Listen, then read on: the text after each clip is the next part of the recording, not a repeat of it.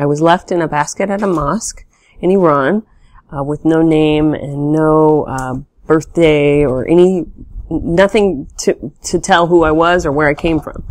Then I was taken to an orphanage. The orphanage had the doctors look at me, and by what my development was, what I could and couldn't do, they gave me an age, and gave me a birthday, and then gave me a first name, Delshad, which is happy heart. They said I was a very happy baby. And then my parents, the only parents I know of, they were living in Iran for work, and they were there for a few years, and they decided to adopt. This was back when Jimmy Carter was president, and they were trying to get the hostages out of Iran. The judge said, okay, now she's yours, now leave our country, because of what was happening. You need to get out now. So I got to go, and it's a blessing. My life is, what do I complain about? I mean, bed rest, but, that's nothing compared to what could have happened in Iran. Maybe I wouldn't have never got adopted. My relationship with my parents, it's like they were my best friends. Been there for them, helped with my mom's being sick. She had breast cancer, and then she was well, and then she got sick and passed away in November 2012. When I was young, I wanted 8 kids because I had no idea what pregnancy was like.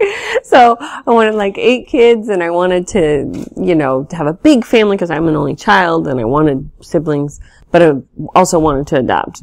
In the beginning, we weren't thinking about it, but we'd been together so long. I was like, so do you want kids? Because, yeah, sure, just not right now. And I'm like, And then my mom passed, so we decided, I was like, no. And you're too much, grief. Your body just doesn't work right. I wasn't hungry. Just wasn't myself, with the loss of her. 2013 is when we decided, okay, let's do this. Nothing was happening. Every month you're like, all right, we're doing it plenty of times. This has got to happen. Nope. First couple times she's like, whatever. It's okay. I've heard it takes a while. And then, month after month, other people are getting pregnant. I'm just kind of like, I'm older. I'm 36. Maybe there's something wrong. And I don't have any birth records or medical history. So I don't know if there's an issue, if there's a problem.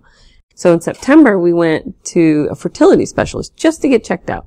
And we went in, and she's like, well, let's do a pee test. And she came back, and there was this faint line. She goes, yeah, you are pregnant. A couple days in, I started to bleed, and then it was really bad.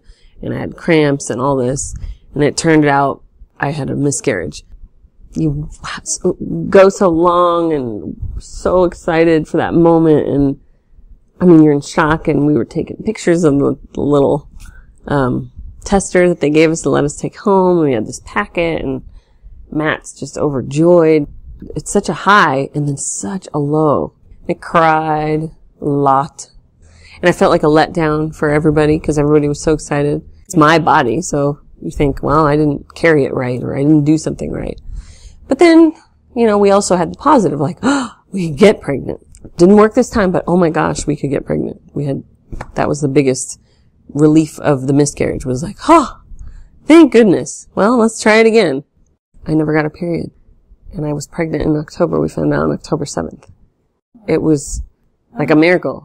At first I was very scared it was a girl, just because I'm a girl and I know what it's like to be a girl and how periods and tough and boys, and I was made fun of. But then I started to think, I'm going to have a girlfriend like me and my mom had. I'm going to have a relationship that we had that was so much fun.